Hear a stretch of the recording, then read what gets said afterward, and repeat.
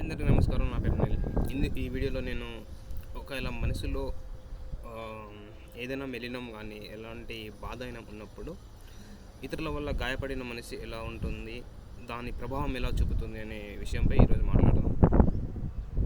So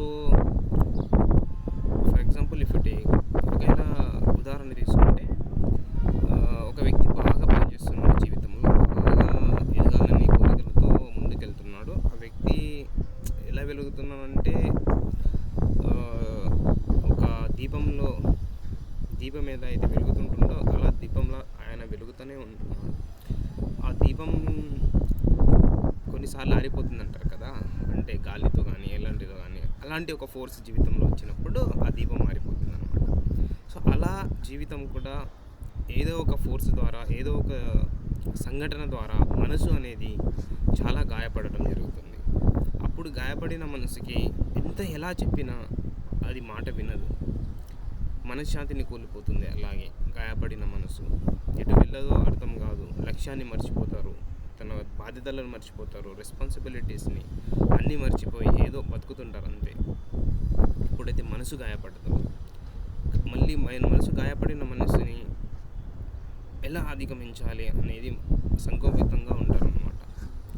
ఇంకా అది ఒక పెద్ద యుద్ధం అన్నమాట. మనసు గాయపడిన తర్వాత ఆ బాధ, ఆ పెయిన్ అనేది చాలా డేంజర్ ఉంటుంది. ఇంకా సో దాని నుంచి బయటపడడం ఇంకో పెద్ద యుద్ధం. అది దాని నుంచి బయటపడడం అనేది కొన్ని సంవత్సరాలు అవ్వచ్చు, నెలలు కావచ్చు. అసలు ఏం చేస్తున్నావుగా అర్థం కాని సిచ్యువేషన్లో ఉండిపోవచ్చు మనసు అనేది, ఒకవేళ మనసు అనేది గాయపడినప్పుడు. సో మనసు అనేది ఎప్పుడైతే గాయపడిందో అప్పుడు అనేది జీవితం మనకి ఏం జరుగుతుందో అర్థం కాదు, ఎలా వెళ్తుందో అర్థం కాదు, ఏం చేస్తున్నామో అర్థం కాదు. ఏదో బతుకుతున్నామంటే బతుకుతున్నాం అన్నట్టు ఉంటుంది అన్నమాట. సో చీకటిలో జీవితం అంటారుగా, చీకటిలో ఉంటుంది జీవితం అనేది. అసలు గోల్ ఏంటిది, లక్ష్యం ఏంటిది, నీ బాధ్యతలు ఏంటిది, మనకున్న అన్నీ మర్చిపోయి గాయపడిన మనసు ఏదో చింతిస్తూ, ఎటువంటి ప్రాబ్లమ్స్ లేకపోయినా జీవితంలో ఆయనకు తెలిసిన ప్రాబ్లమ్స్ లేదని తెలిసిన ఏదో తెలియని సంకల్పంతో గాయపడిన మనసు ఎప్పుడు బాధపడుతూనే ఉంటుంది. సో దాన్ని విముక్తి పొందడం జ్ఞాన మార్గం ఒకటే.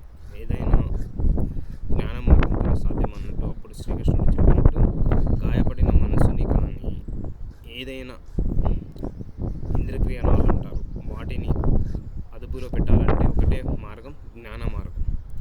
సో వీలైనంత వరకు జ్ఞానం చేయండి, ధ్యానం చేయండి. మీ జ్ఞాన మార్గానికి చేరే వరకు జ్ఞానం చేయండి. అప్పటి వరకు మనసుని అదుపులో ఉంచడం ప్రయత్నించండి. ఏ చింతలైనా, ఏ బాధ అయినా సమయం అనేది మారుతూ ఉంటుంది. ఈ సమయానికి ఏ వ్యక్తి ఎలా ఉంటారో ఎవరికి తెలియదు. కాబట్టి సమయం మారుతుంది, ఆలోచనలు మారాలి, మన ఆలోచన విధానం మారాలి. అప్పుడే జీవితం అనేది చాలా సంతోషంగా మారుతుంది. కాబట్టి మనసులో ఏ బాధ లేకుండా, ఏ సంతోషం లేకుండా సంతోషంగా జీవించడం నేర్చుకోండి. అప్పుడే మనశ్శాంతి మనిషికి దొరుకుతుంది.